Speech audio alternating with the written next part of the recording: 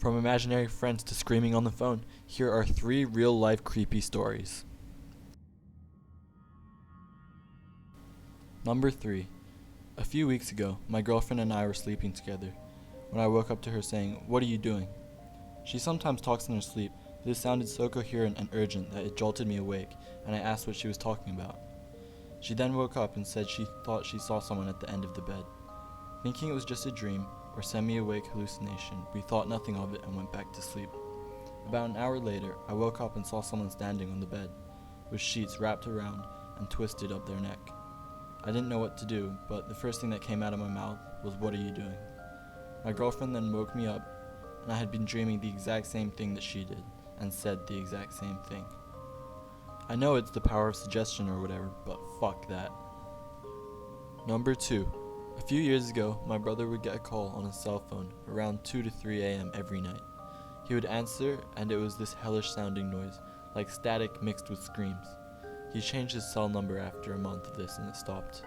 He decided to say screw it, ended his contract with his phone company, switched to a new one, and then got another new number. You guessed it, the screaming static calls continued after a short delay. By this time he was terrified every night, unsure why this was happening. He back dialed the number again and got a different person. Around this time he lost his job and his phone.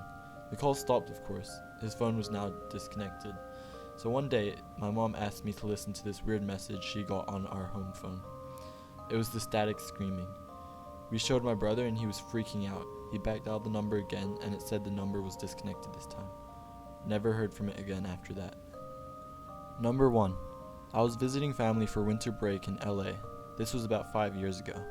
I was heading to the bathroom on the second floor of my aunt's house when I saw my cousin, April, on the stairs.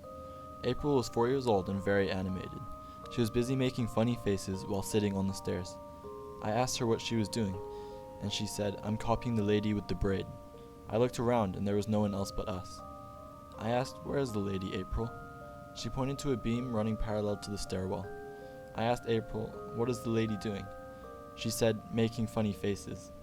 I smiled and started walking up the stairs again when April said something that stopped me in my tracks. "Her braids is around her neck." I turned back and asked April to repeat herself. April pointed, "The lady is hanging by her braid. She's making funny faces." Then April started making a face which I then realized was someone gasping for air.